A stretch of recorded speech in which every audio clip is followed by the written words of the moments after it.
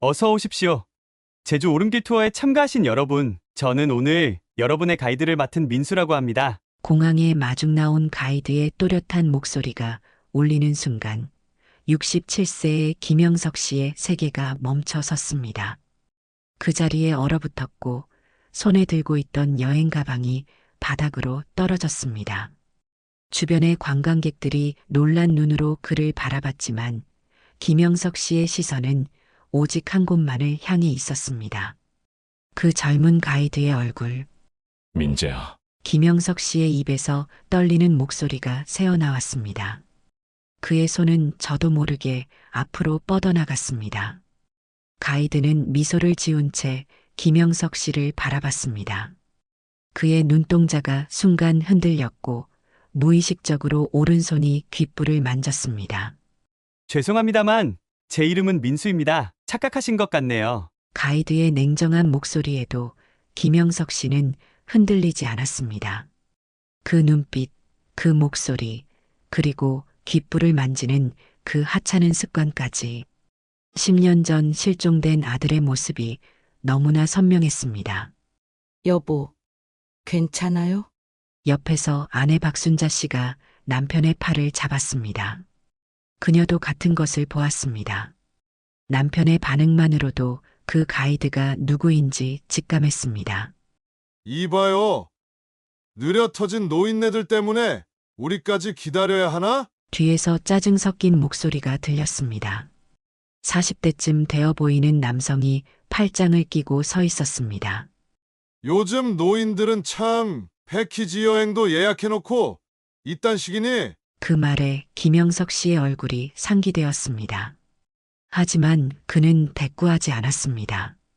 지금은 그런 게 중요하지 않았습니다. 가이드 민수는 상황을 무마하려는 듯 급히 끼어들었습니다.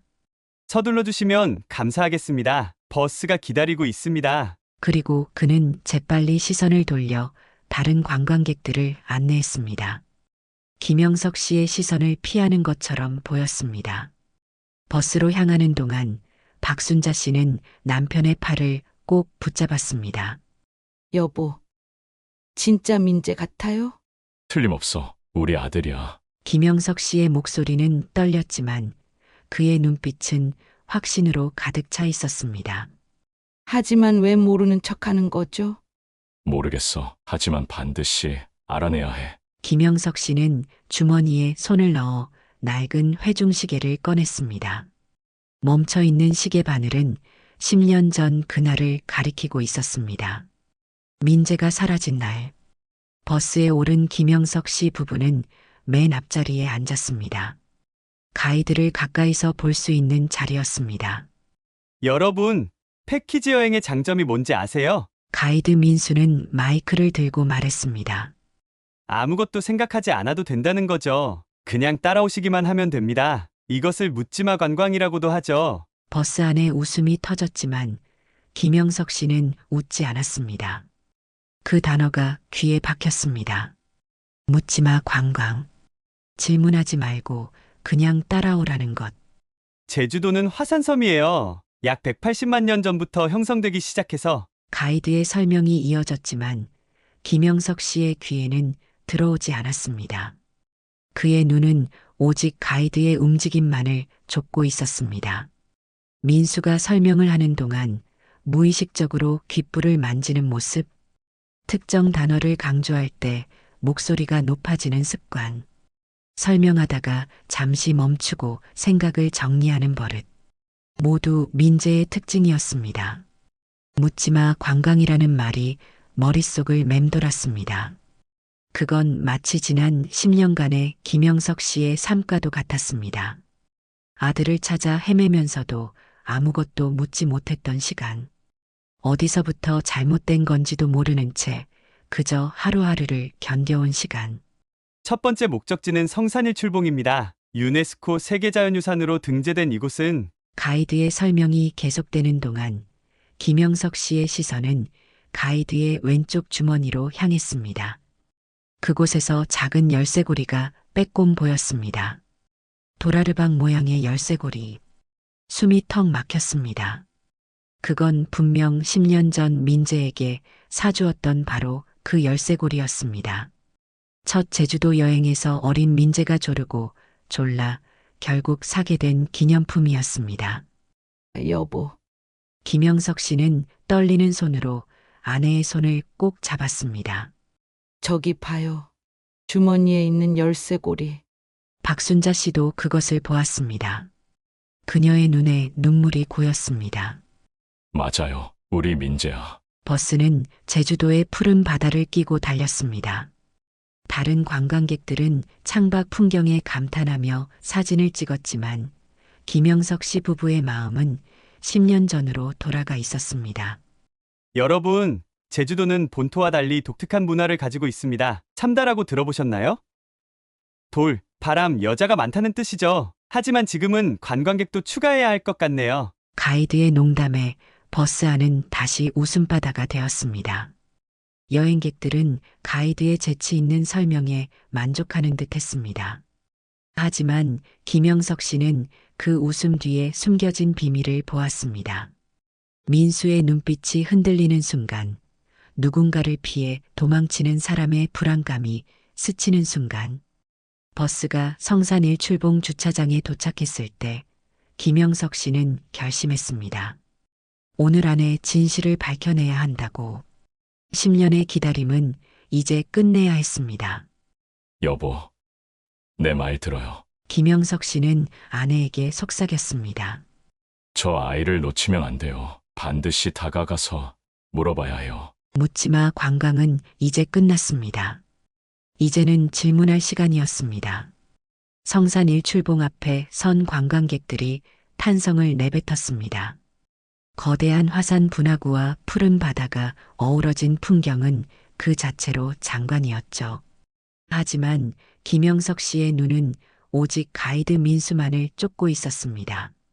여러분, 이곳 성산이 출봉은 약 5천년 전 바다 속에서 폭발한 화산 활동으로 만들어졌습니다. 불과 몇 분 만에 형성되었다고 해요. 인생이 그렇죠. 수십 년을 평범하게 살다가도 단 몇 분의 사건으로 모든 것이 바뀌기도 합니다. 민수의 말에 김영석 씨는 가슴이 쿵 내려앉는 느낌이었습니다. 그 말은 마치 자신의 인생을 설명하는 것 같았습니다.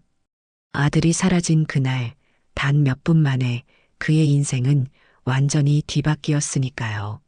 자, 이제 자유시간입니다. 40분 동안 둘러보시고 저기 바위 앞에서 다시 모이겠습니다. 관광객들이 흩어지자 김영석 씨는 결심한 듯 민수에게 다가갔습니다. 잠시 이야기 좀 할 수 있을까요? 민수는 약간 긴장한 듯 했지만 전문가의 미소를 유지했습니다. 네, 어르신. 무엇을 도와드릴까요? 자네, 정말 민재가 아닌가? 김영석 씨의 목소리는 떨렸습니다. 바람이 거세게 불어 그의 머리카락을 헝클어뜨렸습니다. 민수의 눈빛이 흔들렸습니다. 그는 초조한 듯 주변을 둘러보더니 귓불을 문지르기 시작했습니다.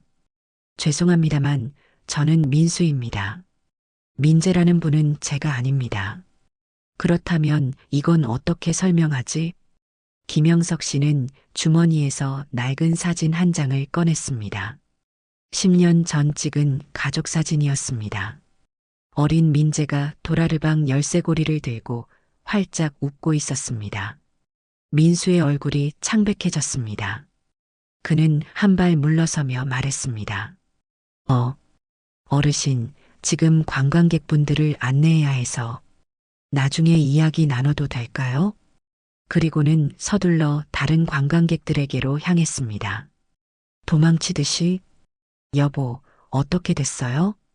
박순자 씨가 남편에게 다가왔습니다. 도망쳤어요. 하지만 봤어요? 사진을 보는 순간 얼굴이 하얘졌어요. 뭔가 숨기고 있어요. 두 사람은 묵묵히 성산 1출봉을 오르기 시작했습니다. 가파른 계단을 오르며 김영석 씨는 숨이 가빠졌습니다. 나이 탓이었습니다. 하지만 정상에 도착했을 때 그는 이상한 광경을 목격했습니다. 민수가 멀리 떨어진 곳에서 검은 옷을 입은 남자와 대화하고 있었습니다. 그 남자는 민수에게 뭔가를 지시하는 것처럼 보였고 민수는 고개를 숙인 채 듣고 있었습니다. 그리고 두 사람 사이에 작은 봉투가 오갔습니다. 여보, 저기 봐요. 김영석 씨가 아내에게 그 광경을 가리켰습니다. 박순자 씨도 그것을 보고 긴장했습니다. 저 사람 뭐예요? 모르겠어요. 하지만 좋은 상황은 아닌 것 같아요. 검은 옷을 입은 남자는 주변을 경계하듯 둘러보더니 민수에게 마지막으로 뭔가를 말하고 서둘러 자리를 떠났습니다. 민수는 고개를 끄덕이며 봉투를 주머니에 넣었습니다. 관광 일정은 계속되었습니다. 다음 목적지는 섭지코지였습니다. 버스 안에서 민수는 다시 활기찬 목소리로 관광 안내를 이어갔습니다. 섭지코지는 제주어로 좁은 땅이라는 뜻입니다. 바다로 돌출된 지형이 마치 혀를 내민 것처럼 생겼죠. 이곳에서는 드라마 올인이 촬영되었습니다. 민수의 설명은 전문적이고 유쾌했지만 김영석 씨는 그의 목소리에서 긴장감을 느꼈습니다. 그리고 그 민수라는 청년이 자주 뒤를 돌아보는 것도 눈치챘습니다. 마치 누군가가 쫓아오는지 확인하는 것처럼. 섭지코지에 도착해서도 김영석 씨 부부는 민수를 주시했습니다. 그러다 우연히 민수가 혼자 있는 모습을 발견했습니다. 그는 바다를 바라보며 깊은 생각에 잠겨 있었습니다. 김영석 씨는 조용히 접근했습니다. 제주도는 참 아름답지. 민수는 깜짝 놀라 뒤를 돌아봤습니다. 아, 어르신. 네, 정말 아름다운 곳이죠. 예전에도 와봤어. 10년 전쯤. 김영석 씨는 의도적으로 그 시기를 언급했습니다. 민수의 표정이 굳었습니다. 그는 다시 귓불을 만지작거리기 시작했습니다. 그렇군요. 좋은 추억이 되셨겠네요. 아니, 좋은 추억이 아니야. 그때 내 아들이 사라졌거든. 정적이 내려앉았습니다. 바다에서 불어오는 바람만이 두 사람 사이를 스쳐 지나갔습니다. 정말 죄송합니다. 민수의 목소리가 떨렸습니다. 자네는 제주도 사람인가? 아, 아니요. 그런데 제주도에 대해 참 많이 알고 있군. 가이드니까요. 공부를 많이 했습니다. 김영석 씨는 깊은 한숨을 내쉬었습니다. 가이드 일은 언제부터 했나? 5년 정도 됐습니다. 그전에는 민수는 잠시 침묵했습니다. 기억이 잘 나지 않습니다. 김영석 씨의 심장이 빠르게 뛰기 시작했습니다. 그 말이 무슨 의미인지 직감했습니다. 기억이 나지 않는다고? 민수는 고개를 숙였습니다. 사고를 당했습니다. 5년 전에. 그전 일은 잘 기억나지 않아요. 김영석 씨의 손이 떨려왔습니다. 그의 예감이 맞았던 겁니다. 그럼 자네 부모님은? 민수의 눈에 순간 슬픔이 스쳤습니다. 없습니다. 적어도 제가 아는 한은요. 그때 멀리서 누군가 민수를 부르는 소리가 들렸습니다. 다른 관광객이었습니다. 죄송합니다. 가봐야 할 것 같습니다. 민수는 서둘러 자리를 떴습니다. 하지만 가는 길에 그의 주머니에서 무언가가 떨어졌습니다. 김영석 씨는 재빨리 그것을 주었습니다. 작은 종이 쪽지였습니다. 그 위에는 주소 하나가 적혀 있었습니다. 바람과 평화의 절. 저녁 8시. 김영석 씨는 쪽지를 주머니에 넣었습니다. 여행 일정에는 없는 장소였습니다. 민수가 저녁에 찾아갈 장소인 것 같았습니다. 그리고 그곳에 가면 뭔가 더 알 수 있을 것 같았습니다. 여보, 뭘 줍는 거예요? 박순자 씨가 다가왔습니다. 운명이에요. 우리가 민재를 찾을 수 있는 단서예요. 섭지코지를 떠나 다음 장소로 이동하는 동안 김영석 씨는 그 쪽지를 계속 만지작거렸습니다. 마치 보물지도를 발견한 사람처럼. 버스 안에서 민수는 계속해서 제주의 역사와 문화에 대해 설명했습니다. 그의 전문적인 설명 속에서도 김영석 씨는 낯익은 패턴을 발견했습니다. 특정 단어를 강조하는 방식, 설명 중간에 잠시 멈추는 습관, 그리고 무의식적으로 귓불을 만지는 버릇.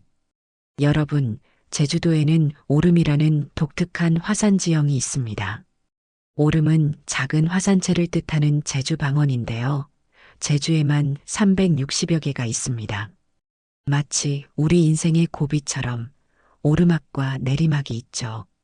민수의 설명을 듣던 김영석 씨는 문득 깨달았습니다.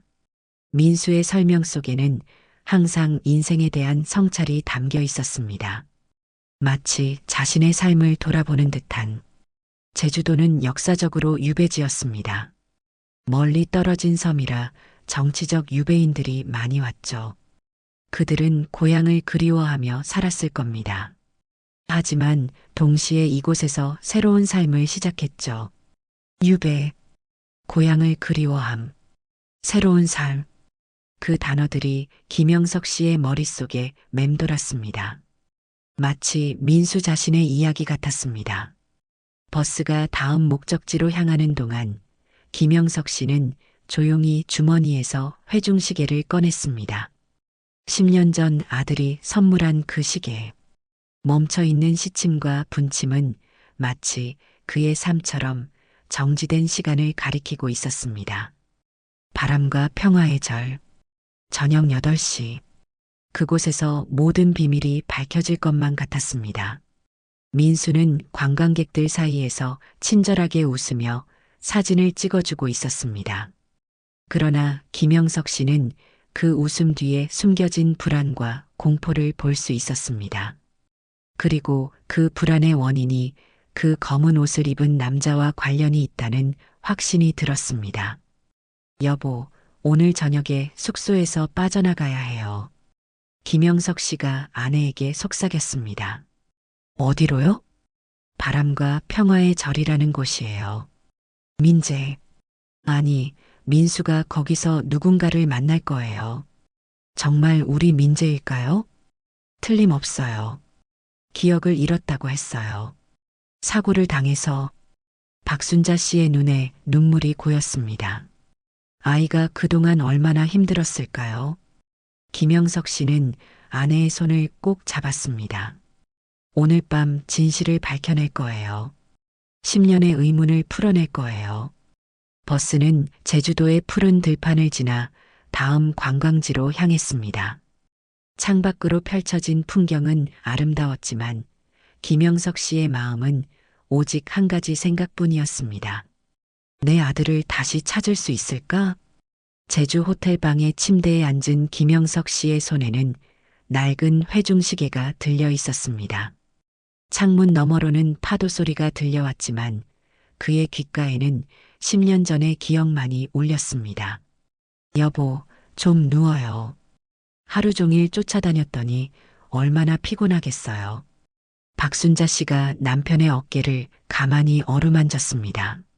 남편의 눈에 서린 슬픔을 알았기 때문입니다. 그 아이가 정말 우리 민재가 맞을까요? 김영석 씨는 시계를 들여다보며 말했습니다. 맞아요. 저도 봤어요. 귓불 만지는 버릇, 말투, 그리고 그 눈빛. 너무나 똑같잖아요. 김영석 씨는 눈을 감았습니다. 그 순간 10년 전의 기억이 홍수처럼 밀려왔습니다. 비가 내리던 날이었습니다. 퇴근길에 김영석 형사는 경찰서 앞에서 우산을 펼치고 있었습니다. 그때 휴대폰이 울렸습니다. 여보세요? 네, 과장님. 알겠습니다. 전화를 끄는 김영석의 표정이 굳었습니다. 범죄 조직 흑풍회의 제보가 들어왔다는 소식이었습니다. 그가 2년 동안 추적해온 조직이었습니다. 집에 도착하자 민재가 반갑게 달려나왔습니다. 아버지, 이거 받으세요.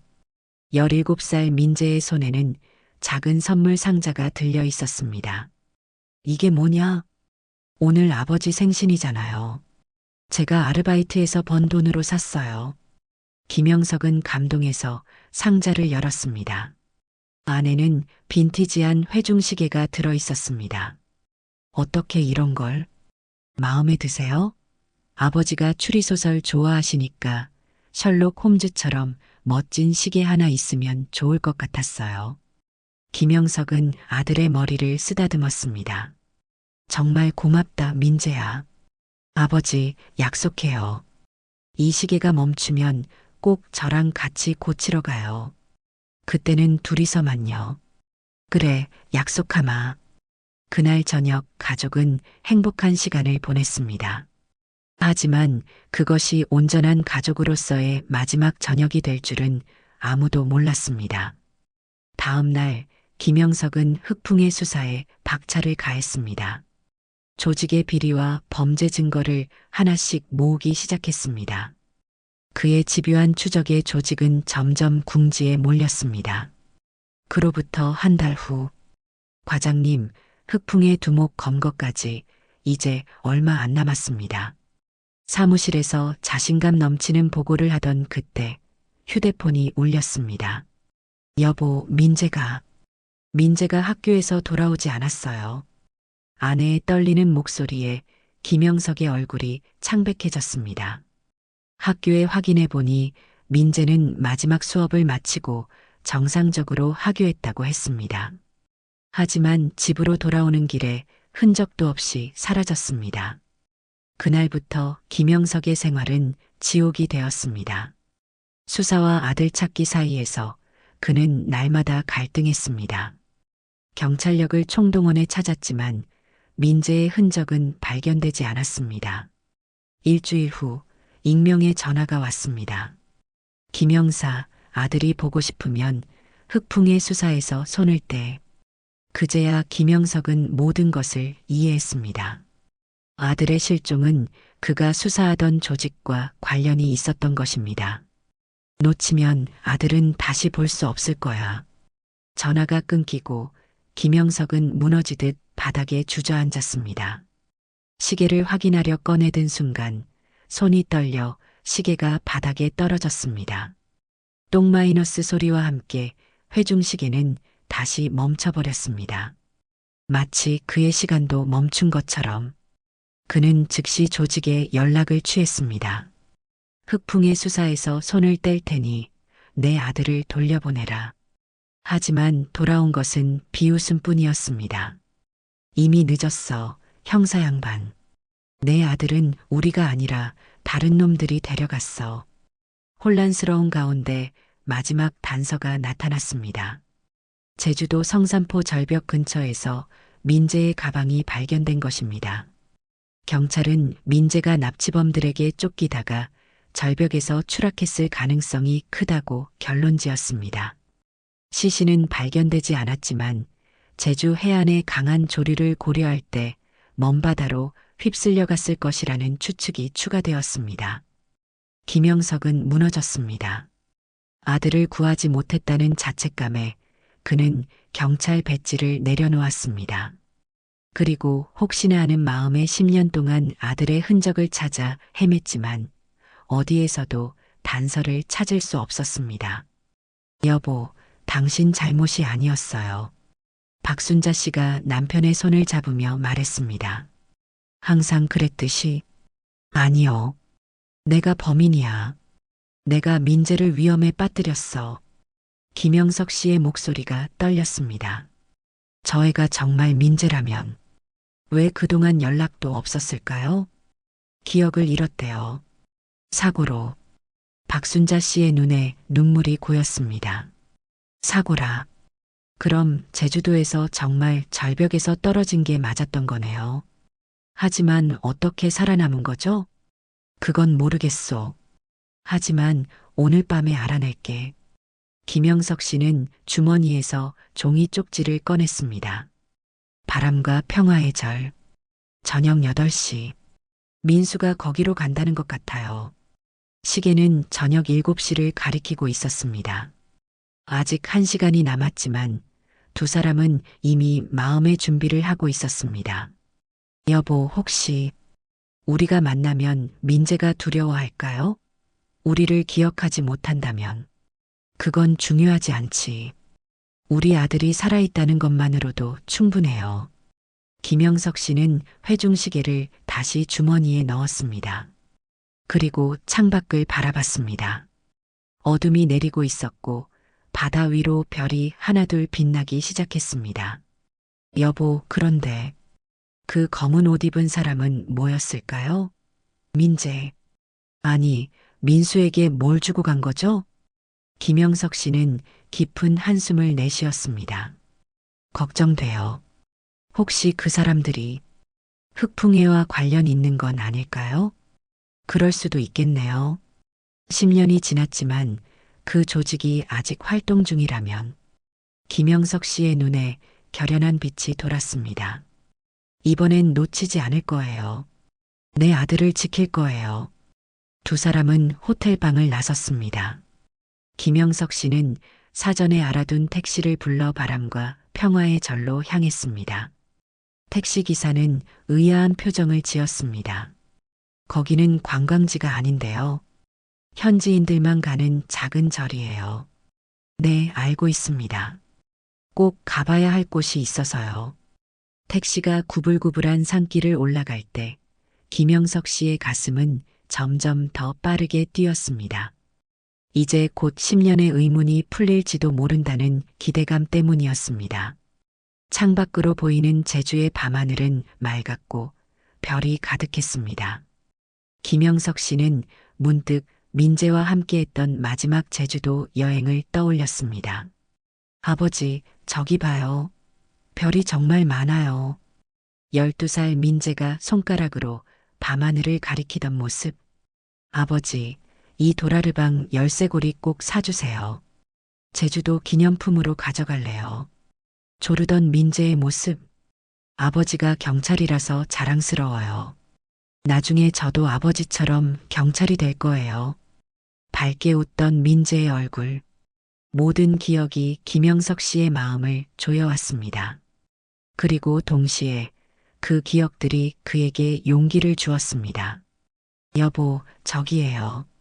택시가 도착한 곳은 작은 언덕 위의 소박한 절이었습니다. 바람과 평화의 절이라는 간판이 달려 있었고 바람에 흔들리는 풍경 소리가 고요한 밤 공기를 가르고 있었습니다. 두 사람은 천천히 계단을 올랐습니다. 절 주변은 조용했고 사람의 기척이 거의 없었습니다. 다만 멀리서 불빛이 보였고 그곳에서 누군가의 목소리가 들려왔습니다. 조심해요. 김영석 씨는 아내의 손을 꼭 잡고 불빛을 향해 조용히 걸어갔습니다. 그들이 다가갈수록 목소리는 점점 더 선명해졌습니다. 네, 할머니.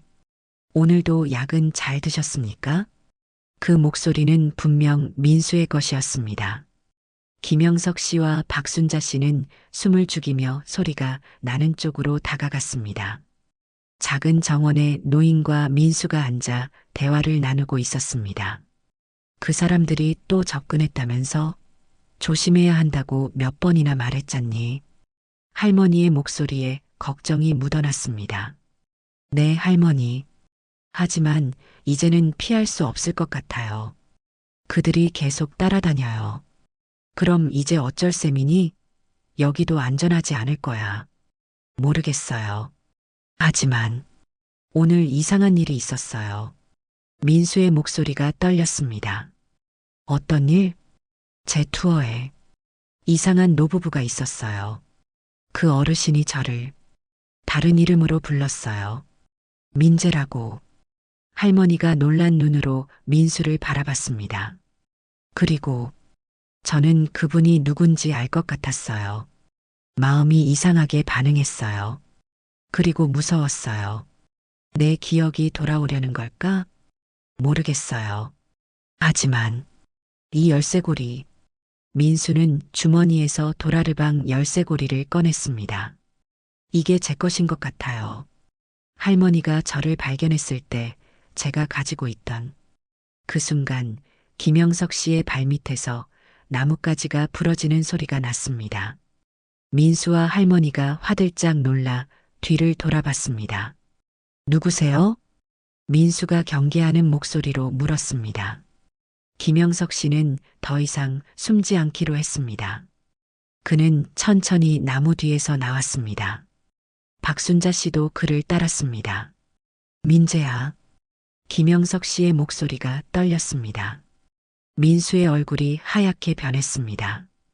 그는 자리에서 벌떡 일어나 몇 걸음 물러섰습니다. 어떻게 여기까지 오셨어요? 할머니도 경계하는 눈빛으로 두 사람을 바라봤습니다. 당신들이 그 노부부군요. 민수를 쫓아온 이유가 뭐죠? 김영석 씨는 떨리는 목소리로 대답했습니다. 저는 민재의 아버지입니다. 사찰의 정원에 긴장감이 감돌았습니다. 밤바람이 쌀쌀하게 불어왔고 멀리서 풍경 소리만이 희미하게 들려왔습니다. 민재의 아버지라고요? 할머니가 의심스러운 눈빛으로 김영석 씨를 바라봤습니다. 그녀는 민수 앞으로 반걸음 나서며 보호하는 자세를 취했습니다. 그럴 리가 없어요. 제가 민수를 5해 전에 절벽 아래서 발견했을 때 그 아이는 심한 부상으로 기억을 완전히 잃은 상태였어요.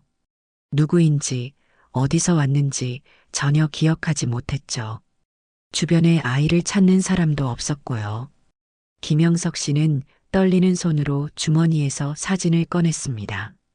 이것 좀 봐주세요. 10년 전의 가족 사진이었습니다. 젊은 김영석과 박순자, 그리고 그 사이에 웃고 있는 17살의 민재.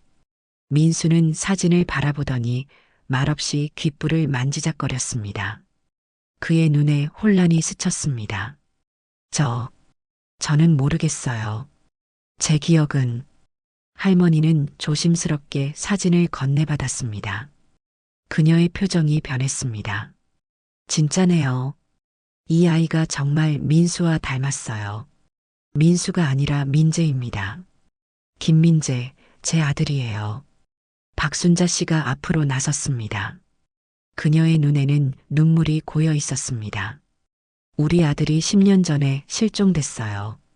제주도에서, 성산 근처 절벽에서. 할머니의 눈이 커졌습니다. 성산 절벽. 바로 제가 민수를 발견한 곳이에요. 민수는 혼란스러운 표정으로 할머니와 노부부를 번갈아 바라봤습니다. 할머니, 정말 제가 이분들의 아들인가요? 할머니는 깊은 한숨을 내쉬었습니다. 아마도 그럴지도 모르겠구나. 내가 너를 처음 발견했을 때 넌 절벽 아래 바위 틈에 끼어 있었어. 온몸이 상처투성이었고 머리를 심하게 다쳤었지. 그리고 그때 내가 널 병원에 데려가려 했는데 검은 옷을 입은 사람들이 주변을 수색하고 있었어. 마치 누군가를 찾는 것처럼. 김영석 씨의 얼굴이 굳었습니다. 흑풍에. 뭐라고요? 제가 수사하던 범죄 조직입니다. 그들이 민재를 납치했었어요. 할머니는 고개를 끄덕였습니다. 그래서 난 널 병원에 데려가지 않았어. 대신 내 집으로 데려와서 몰래 치료했지. 간호사인 내 딸이 많이 도왔어. 넌 깨어나서도 기억을 모두 잃었고 이름조차 기억하지 못했어. 민수? 아니, 민재는 멍한 표정으로 할머니의 이야기를 듣고 있었습니다. 그의 손은 여전히 도라르방 열쇠고리를 꽉 쥐고 있었습니다. 그럼 저는 정말. 그때 갑자기 먼 곳에서 자동차 엔진 소리가 들려왔습니다. 누군가가 사찰로 오는 중이었습니다. 할머니의 얼굴이 창백해졌습니다. 오지 말라고 했는데 또 왔구나. 누구요? 김영석 씨가 물었습니다. 그 검은 옷 입은 사람들이에요. 민수? 아니, 민재를 계속 감시해 온 자들이에요. 그들이 민재에게 돈을 주면서 정보를 요구했어요. 어떤 정보요? 잘 모르겠어요. 하지만 민재의 기억이 돌아오는 것을 막으려는 것 같았어요. 그들은 민재가 과거를 기억하는 걸 두려워했어요. 김영석 씨는 즉시 상황을 파악했습니다. 오랜 경찰 경험이 그를 도왔습니다. 그들은 여전히 민재를 없애려고 하는 거예요. 민재가 살아있다는 사실이 알려지면 그들의 조직이 위험해질 테니까. 차량 소리가 점점 가까워졌습니다. 빨리 숨어야 해요. 할머니가 급하게 말했습니다. 뒤쪽 샛길로 도망치세요. 제가 그들을 잠시 붙잡아 놓을게요. 같이 가요, 할머니. 민재가 걱정스럽게 말했습니다. 안 돼. 내가 시간을 벌어줄게. 넌 부모님과 함께 가. 그놈들이 널 찾으면 더 큰 위험에 처할 거야. 김영석 씨는 민재의 팔을 잡았습니다. 할머니 말씀이 맞아. 우리와 함께 가자. 민재는 망설였지만 결국 고개를 끄덕였습니다. 그는 할머니에게 마지막으로 고개를 숙이며 말했습니다. 꼭 다시 찾아뵐게요, 할머니. 가렴. 그리고 행복하게 살 거라. 할머니의 눈에 눈물이 고였습니다. 세 사람은 사찰 뒤편으로 빠져나갔습니다. 어두운 산길을 따라 내려가는 동안 뒤에서 차량이 멈추는 소리와 사람들의 목소리가 들렸습니다. 여보, 어디로 가야 하죠? 박순자 씨가 불안한 목소리로 물었습니다. 일단 숙소로 돌아가야 해요. 그리고 내일 아침 첫 비행기로 서울로 돌아가는 거예요. 민재는 조용히 두 사람을 따라 걸었습니다. 그의 얼굴에는 혼란과 두려움이 교차했습니다. 정말 제가 당신들의 아들인가요? 김영석 씨는 걸음을 멈추고 민재를 바라봤습니다. 그래, 넌 우리 아들이야. 10년 전에 실종됐지. 우리는 그동안 너를 찾아 헤맸어. 하지만 저는 기억이 나지 않아요. 괜찮아. 시간이 지나면 기억이 돌아올 거야. 민재는 머리를 감싸지며 고통스러운 표정을 지었습니다. 가끔 꿈에서 보는 얼굴들이 있어요. 그리고 그 얼굴들이 어르신 부부와 비슷한 것 같아요. 하지만 확신할 수 없어요. 박순자 씨의 눈에 눈물이 흘렀습니다. 그녀는 아들에게 다가가 조심스럽게 팔을 뻗었습니다. 안아봐도 될까요? 민재는 잠시 망설이다가 천천히 고개를 끄덕였습니다. 박순자 씨는 10년 만에 아들을 품에 꼭 안았습니다. 그녀의 눈물이 민재의 어깨에 떨어졌습니다. 내 아들, 드디어 찾았구나. 그 순간 산길 위쪽에서 손전등 불빛이 보였습니다. 누군가가 그들의 뒤를 쫓고 있었습니다. 서두르세요. 그들이 쫓아오고 있어요. 김영석 씨가 급하게 말했습니다. 세 사람은 어두운 산길을 서둘러 내려갔습니다.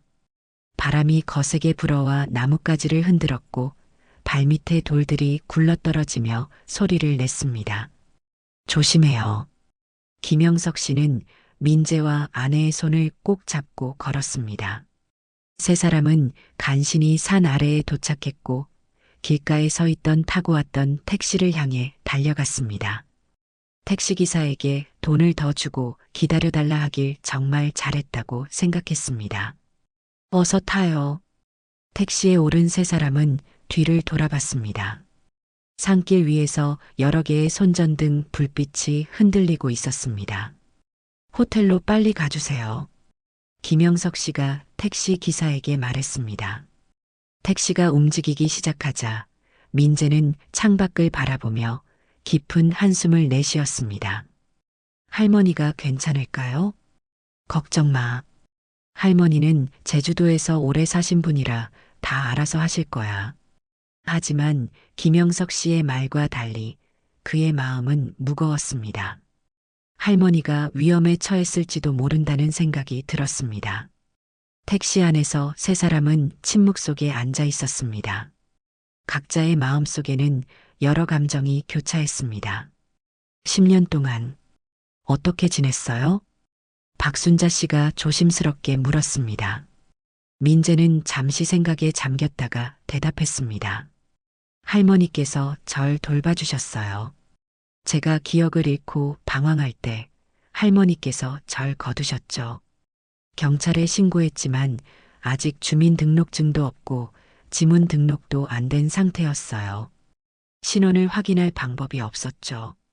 그래서 제가 주민등록증조차 아직 만들지 않은 어린 나이라는 것을 알게 되었어요. 전국 실종자 명단을 대조해봐도 제 나이와 인상차기가 일치하는 사람이 없었대요. 아마 기록에 누락된 것 같아요.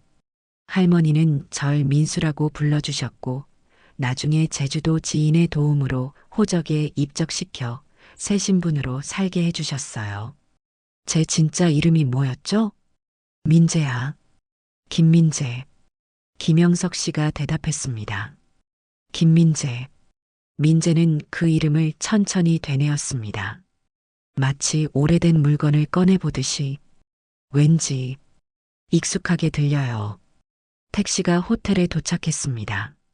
세 사람은 주변을 살피며 조심스럽게 로비로 들어갔습니다. 방으로 들어가요. 안전할 거예요.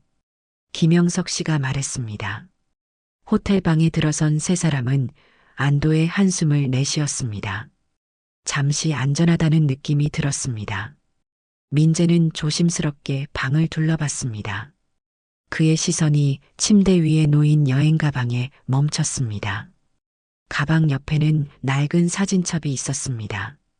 이게 뭐예요? 민재가 물었습니다. 우리 가족 사진이야. 내가 어릴 때부터 찍은 사진들이 들어있어. 박순자 씨가 늘 들고 다니던 사진첩을 건네주었습니다. 민재는 조심스럽게 사진첩을 열었습니다. 그 안에는 어린 민재의 모습이 담긴 여러 장의 사진이 있었습니다. 첫돌 사진, 초등학교 입학식 사진, 중학교 체육대회 사진, 그리고 제주도 여행 사진. 민재는 그 사진 앞에서 멈췄습니다. 사진 속에서 그는 도라르방 옆에 서서 환하게 웃고 있었고 손에는 도라르방 열쇠고리를 들고 있었습니다. 이게 민재는 주머니에서 도라르방 열쇠고리를 꺼냈습니다. 사진 속의 열쇠고리와 똑같았습니다. 그때 갑자기 민재의 머리에 강한 통증이 찾아왔습니다. 그는 고통스러운 신음을 내며 머리를 움켜쥐었습니다. 아, 머리가. 그의 눈앞에 파편처럼 흩어진 기억들이 스쳐 지나갔습니다. 학교에서 돌아오던 길, 검은 승합차에서 내린 남자들. 내가 김영석 형사의 아들이지? 도망치려 했지만 그들은 너무 빨랐습니다. 아버지를 가만두지 않겠다. 내 아버지가 우리 형제를 잡아갔으니 우리도 그 형사놈의 아들을 가져갈 거야. 이후 억지로 배에 태워졌고 몇 시간인지 모를 시간을 배에 있다가 바닷가로 끌려갔고 몰래 도망치다 절벽 위에서 밀려 떨어졌습니다. 차가운 바닷물, 날카로운 바위, 그리고 의식을 잃기 전 마지막으로 본 것은 도라르방 열쇠고리였습니다. 민재야, 괜찮니? 김영석 씨가 다급하게 아들을 붙잡았습니다. 민재는 천천히 고개를 들었습니다.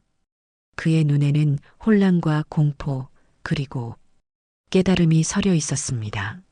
아버지, 저 기억나요. 조금이지만 기억이 돌아오고 있어요. 김영석 씨와 박순자 씨의 얼굴에 기쁨과 걱정이 동시에 스쳤습니다. 무엇이 기억나니? 제가 어떻게 사라졌는지. 그들이 저를 납치했어요. 아버지의 수사 때문에. 김영석 씨의 얼굴이 고통으로 일그러졌습니다. 미안하다, 민재야. 다 내 잘못이야. 아니에요, 아버지. 제가 스스로 선택했어요. 그들이 아버지를 해치려고 했을 때 제가 대신 가겠다고 했어요. 틈을 봐서 119에 신고하고 아버지에게도 연락하려고 했는데 정신을 잃었던 것 같아요. 그때 갑작스러운 노크 소리가 세 사람을 긴장시켰습니다. 또? 누구세요? 김영석 씨가 조심스럽게 물었습니다. 호텔 직원입니다. 메시지가 도착했습니다. 김영석 씨는 민재와 아내에게 조용히 하라는 신호를 보낸 뒤 조심스럽게 문으로 다가갔습니다. 그는 천천히 문을 열었습니다. 문 앞에는 호텔 유니폼을 입은 젊은 남자가 서 있었습니다. 하지만 그의 눈빛이 이상했습니다. 메시지가 뭐죠? 김영석 씨, 오랜만입니다. 그 순간 김영석 씨는 그가 누구인지 알아챘습니다. 10년 전 흑풍회의 조직원 중 하나였습니다. 당신, 그러나 이미 늦었습니다. 남자의 손에서 무언가가 번쩍였고 다음 순간 김영석 씨는 날카로운 통증을 느꼈습니다. 그의 시선이 흐려지기 시작했습니다. 아버지, 민재의 다급한 외침이 들렸습니다. 그리고 곧 의식이 멀어졌습니다. 어둠 속에서 느껴지는 차가운 바닥. 김영석 씨는 천천히 의식을 되찾았습니다. 머리에는 여전히 둔한 통증이 남아 있었고 몸은 묵직했습니다. 그는 눈을 간신히 떴습니다. 낯선 방이었습니다. 창문 하나 없는 좁은 공간, 희미한 전구만이 천장에 달려 있었습니다. 그의 옆에는 박순자 씨가 의자에 묶인 채 의식을 잃고 있었습니다. 여보, 김영석 씨는 불러봤지만 아내는 반응이 없었습니다. 다행히 호흡은 규칙적이었습니다. 그는 주변을 둘러봤습니다. 민재는 보이지 않았습니다. 민재야, 민재야 어디 있니? 그때 문이 열리고 검은 옷을 입은 남자가 들어왔습니다. 나이가 지긋한 남자였고 얼굴에는 깊은 흉터가 있었습니다. 김영석 형사 아니, 이제는 그냥 김영석 씨로군요. 오랜만입니다. 김영석 씨는 그 얼굴을 기억해냈습니다. 강태현, 과거 흑풍회의 간부였던 인물. 10년 전 김영석의 수사로 인해 조직의 많은 멤버들이 체포되었지만 강태현은 증거 부족으로 풀려났던 사람이었습니다. 기억하시는군요. 영광입니다. 강태현은 비웃듯 말했습니다. 내 아들은 어디 있지? 아, 그 녀석 말입니까? 걱정 마십시오. 아직 살아있습니다. 하지만 얼마나 오래 살아있을지는. 김영석 씨는 분노로 몸을 떨었습니다. 그는 몸을 일으키려 했지만 손과 발이 의자에 묶여 있었습니다. 대체 뭘 원하는 거요? 10년이 지났는데 아직도 복수에 집착하나? 강태현은 천천히 김영석 씨 앞으로 다가왔습니다. 복수요? 그것도 있겠지만 더 중요한 건 안전입니다. 당신 아들이 살아있다는 사실이 알려지면 그가 납치된 진실도 밝혀질 테니까요. 그리고 그건 우리 조직에게 위험합니다. 그래서 10년 동안 민재를 감시해 온 건가요? 그렇습니다. 다행히 그 녀석은 기억을 잃었더군요. 바로 없앨까 하다가 혹시 모르니 계속 지켜봤습니다. 그리고 당신이 나타났죠. 김영석 씨는 주변을 살폈습니다. 탈출할 방법을 찾고 있었습니다. 그렇게 둘러봐도 소용없습니다. 이곳은 제주도 외곽의 폐공장입니다.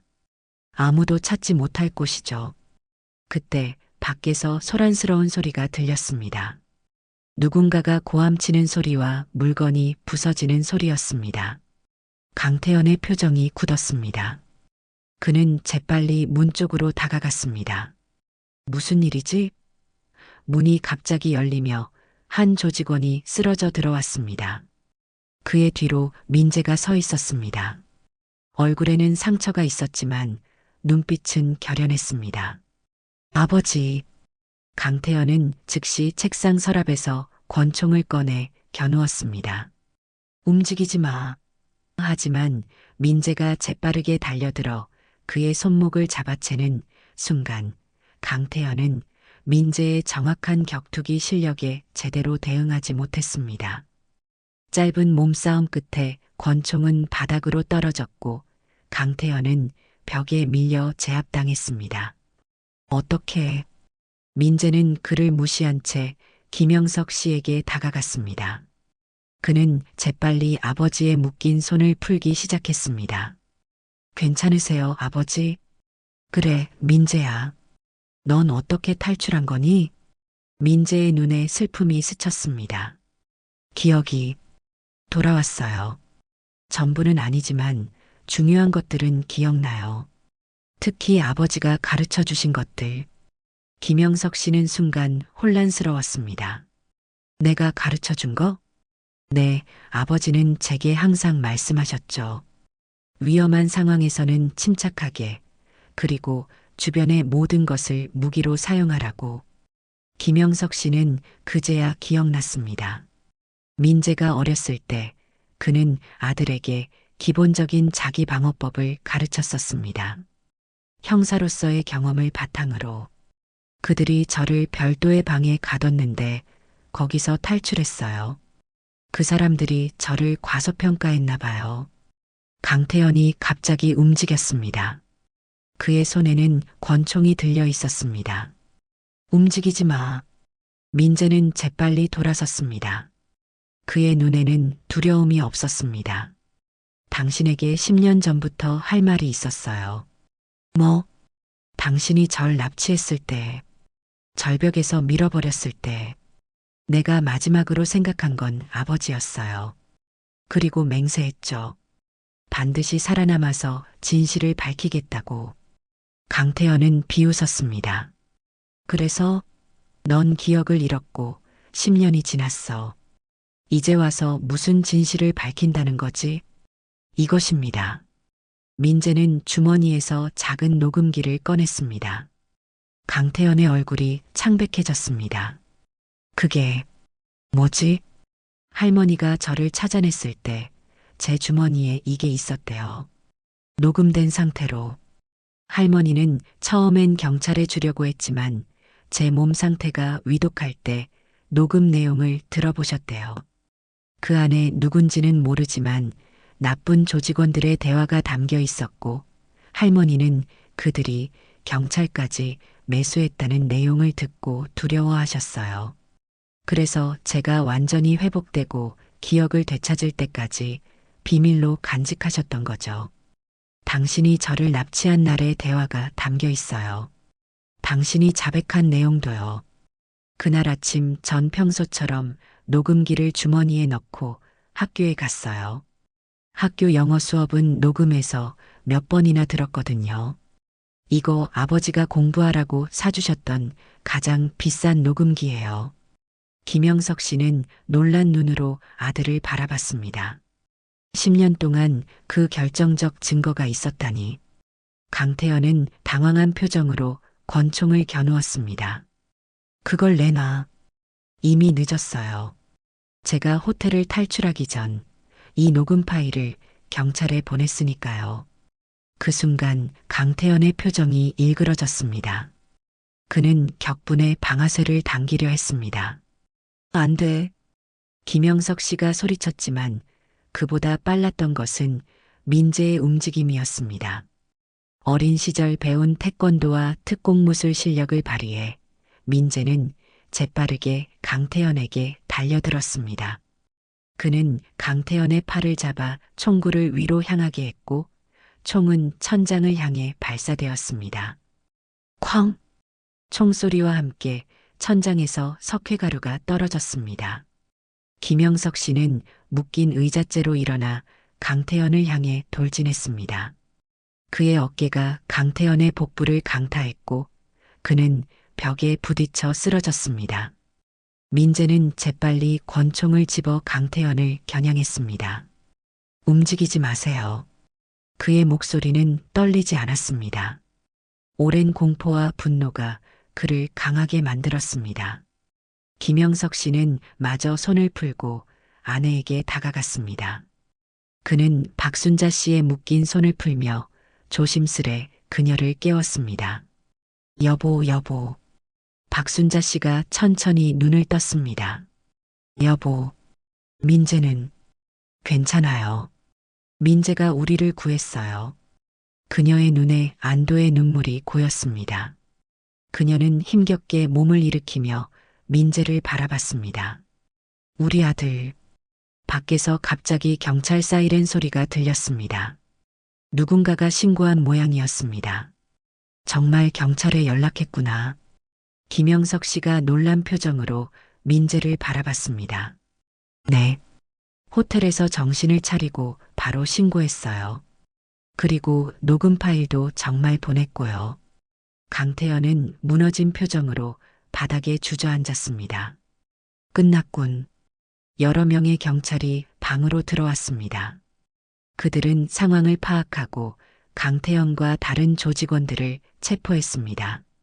김영석 씨는 민재와 박순자 씨를 품에 안았습니다. 이제 괜찮아. 다 끝났어. 경찰서에서 김영석 씨는 10년 전 일을 모두 진술했습니다. 민재의 녹음 파일은 결정적인 증거가 되었고 강태현과 그의 조직원들은 유죄를 면치 못하게 되었습니다. 검사가 김영석 씨 가족에게 다가왔습니다. 김영석 씨, 정말 놀라운 일입니다. 10년 만에 아들을 찾으시다니. 네, 기적 같은 일이죠. 그리고 당신 아들은 정말 용감합니다. 그 오랜 시간 동안 기억을 잃고도 위험한 상황에서 그렇게 대처하다니. 김영석 씨는 자랑스러운 표정으로 민재를 바라봤습니다. 네, 제 아들입니다. 검사는 미소 지으며 말을 이었습니다. 자세한 조사가 더 필요하겠지만 일단 오늘은 가족과 함께 쉬세요. 내일 다시 연락드리겠습니다. 세 사람은 경찰서를 나와 임시 숙소로 향했습니다. 호텔 방에는 돌아갈 수 없었기에 경찰의 도움으로 안전한 곳을 마련했습니다. 방에 들어선 세 사람은 잠시 침묵 속에 서로를 바라봤습니다. 10년의 시간을 뛰어넘어 다시 만난 가족이었습니다. 민재는 조심스럽게 입을 열었습니다. 아버지, 어머니, 제가 기억을 잃고 있는 동안 두 분은 계속 저를 찾고 계셨던 거예요? 김영석 씨는 고개를 끄덕였습니다. 그래. 한순간도 포기하지 않았어. 민재의 눈에 눈물이 고였습니다. 죄송해요. 제가 기억을 잃고 두 분을 잊어버려서. 박순자 씨는 아들에게 다가가 그를 안았습니다. 내 잘못이 아니야, 민재야. 내가 살아있다는 것만으로도 우리는 찐으로 행복해. 민재는 어머니의 품에 안겨 흐느꼈습니다. 10년 동안 억눌렸던 감정이 한꺼번에 터져나왔습니다. 기억이 조금씩 돌아오고 있어요. 어머니가 해주시던 김치찌개 냄새, 아버지가 책 읽어주시던 목소리, 그리고 함께 놀러갔던 제주도 여행. 김영석 씨도 눈물을 훔쳤습니다. 그는 주머니에서 회중시계를 꺼내 민재에게 건넸습니다. 이거 기억나니? 민재는 조심스럽게 시계를 받아들었습니다. 그의 손이 떨렸습니다. 이건 제가 아버지 생일에 선물해드린. 그래, 내가 사라진 그날부터 이 시계는 멈춰 있었어. 마치 내 인생처럼. 민재는 시계를 바라보며 천천히 말했습니다. 약속하셨죠? 시계가 멈추면 함께 고치러 가기로. 김영석 씨의 눈에 눈물이 고였습니다. 그래, 약속했지. 이제 그 약속을 지킬 수 있겠네요. 민재가 미소 지었습니다. 그의 눈에는 희망이 빛났습니다. 아버지, 어머니, 민재는 깊은 숨을 들이쉬었습니다. 제가 집에 가고 싶어요. 우리 집으로요. 그 말에 김영석 씨와 박순자 씨는 서로를 바라봤습니다. 두 사람의 눈에는 기쁨의 눈물이 가득했습니다. 그래, 민재야. 집에 가자. 함께. 창밖으로 제주도의 밤하늘이 보였습니다. 별이 가득한 하늘이었습니다. 10년 전 민재가 좋아했던 그 하늘이었습니다. 민재는 창밖을 바라보며 회중시계를 손에 꼭 쥐었습니다. 어쩌면 시계처럼 멈춰있던 그의 시간도 이제 다시 흐르기 시작할지도 모른다는 생각이 들었습니다. 서울로 돌아오는 비행기 안 민재는 창밖의 구름을 바라보며 생각에 잠겼습니다. 제주도는 점점 작아지고 있었습니다. 10년 동안 그의 집이었던 그 섬은 이제 추억이 되어가고 있었습니다. 괜찮니? 옆자리에서 김영석 씨가 조용히 물었습니다. 그의 눈에는 여전히 걱정이 서려 있었습니다. 네, 아버지. 조금 복잡한 기분이에요. 민재는 도라르방 열쇠고리를 손가락으로 만지작거렸습니다. 그것은 이제 과거와 현재를 잇는 유일한 물건이었습니다. 할머니가 걱정돼요. 갑자기 떠나게 돼서 제대로 인사도 못 드렸는데. 걱정 마라. 경찰이 할머니를 찾아 상황을 설명했다고 했어. 그리고 우리가 나중에 다시 찾아뵐 거야. 민재야, 기억이 얼마나 돌아왔니? 박순자 씨가 다정하게 물었습니다. 그녀는 아들의 손을 꼭 잡고 있었습니다. 마치 다시 놓칠까 두려운 듯이 조금씩 돌아오고 있어요. 어린 시절 기억은 꽤 선명한데 청소년 때 기억은 아직 단편적이에요. 무리하지 마라. 시간이 지나면 더 많이 기억날 거야. 사실 기억나지 않는 것도 있어요. 제가 무슨 공부를 하고 싶었는지, 꿈이 뭐였는지, 그런 것들이요. 넌 경찰이 되고 싶어 했어. 김영석 씨가 조용히 말했습니다. 아버지처럼요? 그래. 하지만 이제는 내가 원하는 것을 선택해도 돼. 우리는 내가 하고 싶은 일을 지지할 거야. 민재의 눈에 눈물이 고였습니다. 잃어버린 10년과 달리 그의 부모는 변하지 않았습니다. 여전히 그를 사랑하고 지지했습니다. 사실 이제 이해가 돼요. 제가 가이드 일을 왜 그렇게 좋아했는지. 저는 사람들에게 이야기를 들려주는 걸 좋아했어요. 제주도의 역사, 자연, 문화. 아마도 제 안에 있던 알리고 싶은 충동 때문인 것 같아요. 진실을 밝히고 싶었던 경찰의 꿈이 다른 방식으로 표현된 게 아닐까요? 비행기가 서울 상공에 도착했습니다. 창밖으로 한강과 도시의 풍경이 펼쳐졌습니다. 10년 만에 민재가 보는 고향의 모습이었습니다. 곧 집에 도착할 거야.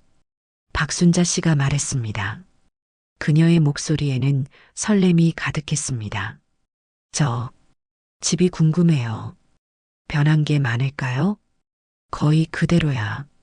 내 방도 그대로 있어. 민재는 놀란 표정을 지었습니다. 정말요? 10년 동안 우리는 내가 돌아올 거라고 믿었거든. 택시를 타고 집으로 향하는 길, 민재는 창밖으로 서울의 변화된 모습을 바라봤습니다. 새로운 건물들, 바뀐 거리 풍경, 모든 것이 낯설면서도 어딘가 익숙했습니다. 저기가 우리 동네예요? 택시가 한 주택가로 들어섰습니다. 그래, 저기 보이는 집이 우리 집이야. 김영석 씨가 손가락으로 가리킨 곳은 조용한 골목 안의 2층짜리 주택이었습니다. 붉은 벽돌로 지어진 집은 오래됐지만 정겨워 보였습니다. 민재의 심장이 빠르게 뛰기 시작했습니다. 그는 처음 보는 것 같으면서도 어딘가 마음 깊은 곳에서는 이 풍경을 기억하고 있었습니다. 택시에서 내려 집 앞에 선 민재는 잠시 망설였습니다. 현관문 앞에서 그는 발걸음을 멈췄습니다. 들어가자, 민재야. 박순자 씨가 부드럽게 등을 밀었습니다. 김영석 씨가 현관문을 열었습니다. 익숙한 집안 냄새가 민재의 코끝을 자극했습니다. 그 순간 기억의 파편들이 물밀듯이 밀려왔습니다. 어머니의 김치찌개 냄새, 아버지가 서재에서 책을 읽는 소리, 계단을 뛰어오르며 자신의 방으로 달려가던 순간들. 민재야, 괜찮니? 박순자 씨의 걱정스러운 목소리에 민재는 정신을 차렸습니다. 그는 눈물을 흘리고 있었습니다. 네, 기억이 돌아와요. 많이. 민재는 조심스럽게 집안을 돌아보기 시작했습니다. 거실, 부엌, 아버지의 서재. 모든 공간이 조금씩 기억을 되살려 주었습니다. 마지막으로 자신의 방 앞에 섰습니다. 들어가도 돼요? 당연하지. 내 방이잖니. 민재는 천천히 문을 열었습니다. 방 안은 정말 그대로였습니다. 책장에는 그가 좋아했던 책들이 꽂혀 있었고, 벽에는 영화 포스터가 붙어 있었습니다. 침대 옆 탁자 위에는 가족 사진이 담긴 액자가 놓여 있었습니다. 민재는 액자를 손에 들고 오랫동안 바라봤습니다. 그리고 천천히 침대에 앉았습니다. 어떡해요? 10년 동안 두 분은 이렇게 말을 잇지 못하고 민재는 흐느꼈습니다. 그동안 부모님이 겪었을 아픔과 슬픔을 생각하니 가슴이 찢어지는 것 같았습니다. 부모님은 말없이 그의 옆에 앉았습니다. 세 사람은 서로를 껴안고 오랫동안 울었습니다. 10년의 이별이 만든 슬픔과 재회의 기쁨이 뒤섞인 눈물이었습니다. 민재야. 한참 후 김영석 씨가 이야기를 꺼냈습니다. 너에게 보여줄 게 있어. 그는 서재로 가서 작은 상자를 가져왔습니다. 이건 내가 사라진 후 내가 매일 써온 일기야. 민재는 놀란 눈으로 상자를 바라봤습니다. 그 안에는 수십 권의 작은 수첩들이 가득했습니다. 매일 밤 내게 하루 있었던 일을 이야기하듯 썼어. 언젠가 내가 돌아와서 읽어볼 수 있길 바라면서. 민재는 조심스럽게 수첩 하나를 집어들었습니다. 첫 페이지에는 날짜와 함께 시작된 아버지의 글이 있었습니다. 정말 감사해요. 저를 잊지 않아 주셔서. 어떻게 잊을 수 있겠니? 넌 우리 아들인데. 박순자 씨는 주방으로 가서 저녁을 준비하기 시작했습니다. 민재가 좋아했던 김치찌개였습니다. 민재는 아버지와 함께 거실에 앉아 그동안의 이야기를 나눴습니다. 김영석 씨가 경찰을 그만두고 사립탐정으로 일하며 계속 민재를 찾아왔던 이야기, 세상이 어떻게 변했는지에 대한 이야기. 아버지, 회중시계요. 아직 멈춰 있나요? 김영석 씨는 주머니에서 시계를 꺼냈습니다. 시계의 바늘은 여전히 움직이지 않고 있었습니다. 약속했죠? 시계가 멈추면 함께 고치러 가기로. 그래, 약속했지. 내일 함께 시계방에 가요. 식사 준비가 되었다는 박순자 씨의 목소리가 들렸습니다. 10년 만에 가족 식사였습니다. 민재는 첫 숟가락을 떠서 입에 넣었습니다. 그 순간 뜨거운 눈물이 볼을 타고 흘렀습니다. 어떠니? 맛있니? 네, 정말 맛있어요. 제가 기억하던 그 맛이에요. 세 사람은 오랜만에 행복한 식사 시간을 보냈습니다. 웃음소리가 집안에 가득했습니다. 10년 동안 침묵에 잠겨있던 집이 다시 생기를 되찾았습니다. 밤이 깊어가고 민재는 자신의 방에 들어갔습니다. 베개 밑에서 그는 17살 때 쓰던 일기장을 발견했습니다. 마지막 페이지에는 실종 전날의 일기가 적혀 있었습니다. 내일은 아버지 생신이다. 회중시계를 선물할 예정이다. 아버지가 좋아하셨으면 좋겠다. 아버지는 항상 나를 자랑스러워하셨다. 나도 아버지처럼 훌륭한 경찰이 되고 싶다. 민재는 일기장을 가슴에 안고 눈을 감았습니다. 기억의 조각들이 하나둘 제자리를 찾아가고 있었습니다. 1년 후 봄날의 서울. 김영석 씨 부부는 마당에서 민재를 기다리고 있었습니다. 김영석 씨는 이제 정확히 시간을 가리키는 회중시계를 확인했습니다. 민재가 서류 가방과 작은 선물 상자를 들고 다가왔습니다. 오늘은 김민재 실종자 찾기 사무소를 개업하는 날이었습니다. 어머니, 아버지. 거실에는 축하 케이크가 놓여 있었습니다. 지난 1년간 민재는 심리 치료를 받고 검정고시를 통과했으며 아버지에게 탐정 일을 배웠습니다. 이것 좀 봐요. 민재는 액자 속 민간조사원 자격증을 꺼냈습니다. 자랑스럽다, 민재야.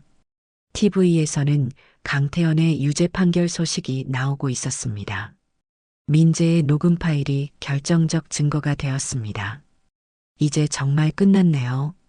그래, 이제 앞으로 나아갈 시간이야.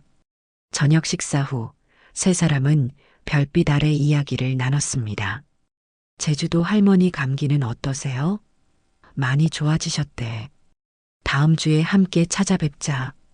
민재는 도라르방 열쇠고리를 바라봤습니다.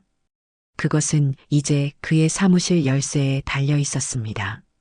두 분의 믿음이 저를 다시 집으로 돌아오게 했어요. 다음 날 새 사무실에서 민재는 부모님의 선물을 발견했습니다. 작은 도라르방 인형과 편지였습니다. 이제 내가 실종자들을 찾고 그들의 가족에게 희망을 줄 수 있기를 바란다. 첫 의뢰인은 동생을 찾는 중년 여성이었습니다. 도와드리겠습니다. 제가 실종된 가족을 기다리는 마음을 잘 알아요.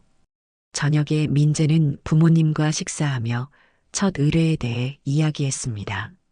제 경험이 이제 다른 사람들을 도울 수 있게 되었네요.